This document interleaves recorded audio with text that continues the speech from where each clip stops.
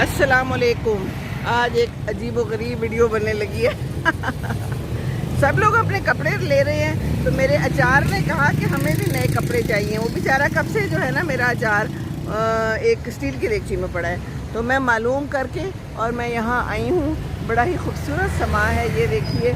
और ये भट्टा चौक से मैं लेफ़्ट साइड पे मुड़ी हूँ। यहाँ पर एक ये मस्जिद है और मुझे किसी ने बताया कि यहाँ जाएं, यहाँ आपको सब कुछ मिल जाएगा। तो मैं यहाँ आई हूँ और मैं देखती हूँ कि मुझे क्या कुछ मिलता है और क्या कुछ यहाँ पर है। ये देखिए, ओह, ये इस शॉप का मुझे बताया था कि मस्जिद के बिल्कुल साथ है। तो ये देखिए, इनके पास अंगीठियाँ भी हैं। शॉप का नाम माशाल्लाह लिखा हुआ है, बस माशाल्लाह नाम है शॉप का। ये इन्होंने अंगीठियाँ भी तैयार की हैं आप लोगों के लिए, और एक कोयले भी रखे हुए हैं। अंगीठियाँ हर किस्म की मौजूद हैं यहाँ पर। तो मुझे तो तलाश है किस चीज़ की।